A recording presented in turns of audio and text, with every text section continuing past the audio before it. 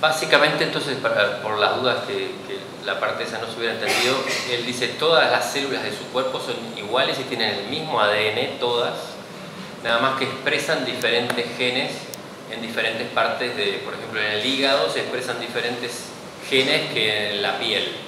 De ahí que hay diferencias, pero el genoma es el mismo, es el único y es diferente que el de cada uno de las personas, pero dentro del mismo organismo hay diferentes expresiones génicas, ¿no? Que ahí es donde entra lo que se expresa o se transcribe o lo que se llama la transcriptómica, ¿no? Genómica, transcriptómica. Solo para los que no entienden tanto el inglés, quizás redondear un poco el concepto. Gracias, Francisco. Just to make you understand how complicated is this kind of studies, we first have to do genomics, and so we first have to identify the DNA and to read the DNA of a single organism, and then we have to understand what there is written there. And just to read the genome, consider the effort for sequencing the human genome. To sequence the human genome, it took 13 years to a consortium that was made by groups all over the world. Italy did not participate because we didn't have any money. And we paid that gap for several years because by not participating to that project, we did not build a new generation of genomicists in Italy. Then we have been lucky because with the grapevine, we have been able to get into the genomic business and to start also teaching to our new people this technology. And also look not only the time required for this effort, but also the cost, $3 billion to sequence the first genome. The information that we took out of it was very much important. We found that so the Neanderthal is part of our DNA. We have between 1 and 4% of the information coming from Neanderthal, so for sure there has been some cross between the two species, and the number of genes, so the number of instructions that we have, that was estimated to be about 700,000, 700,000, with the sequence of the human genome. 700.000 genes, ¿no? Era calculado, estimado, en realidad. Well, now, after the genome sequence, we realized that in the human genome there are 22,000 genes.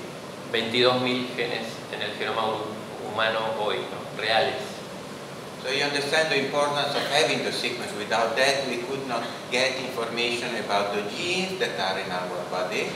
And if you don't understand how the machine works, it's very difficult to find something to repair the machine, right? When we are sick. Or in the case of other organs, how to improve.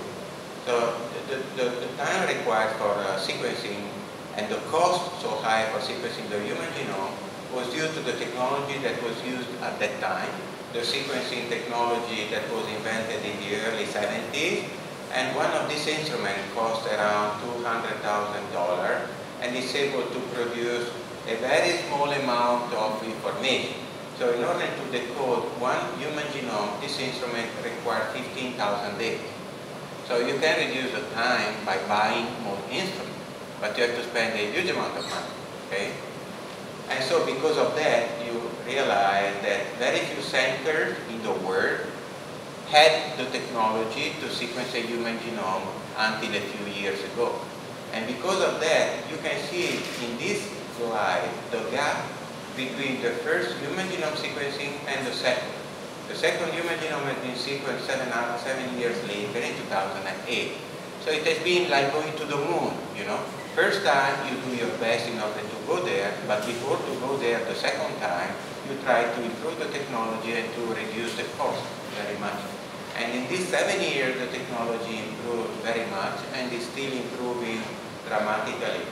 So with the new technology, it was possible to sequence the first real single individual, because the human genome is a mix of nice guy, bad guy, happy person, bad person, brown, blue eye, and so on. It's a mix of information in order to have a representation of the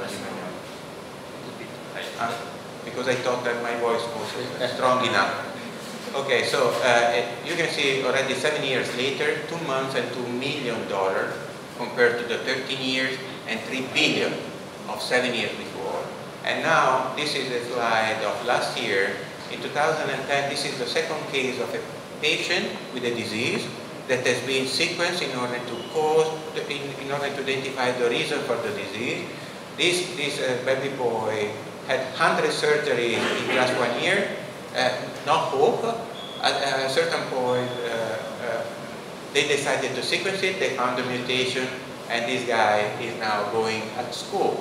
So they solved the problem in 2 weeks with about $30,000. So you see an astonishing improvement of the technology.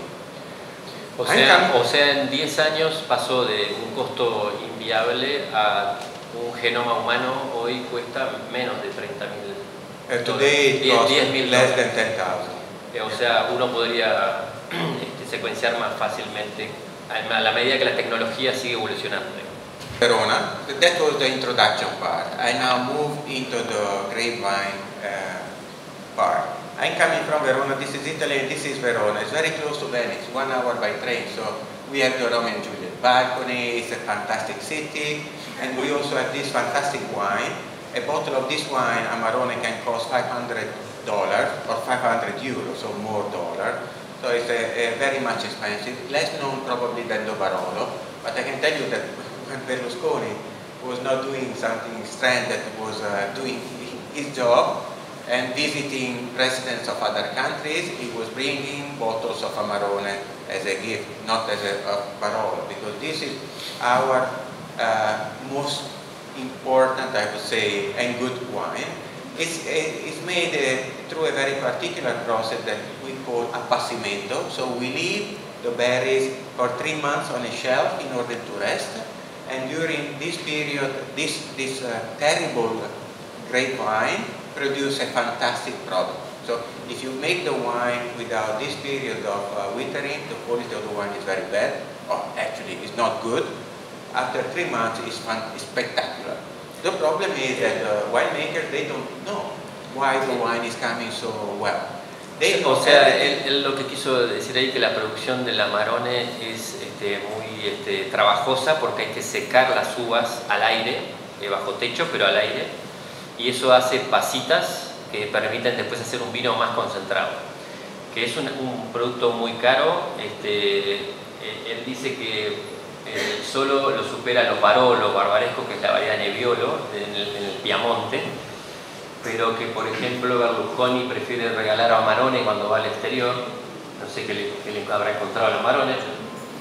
Entonces es un ejemplo que él da de un vino que puede costar 500 euros la botella, por ejemplo, un Amarone bueno, muy famoso. Anyway, Verona, that was around 2005, okay, a few years ago. The winemakers were already afraid that they had to compete on the international market. And the competition, they expected to become stronger and stronger every year.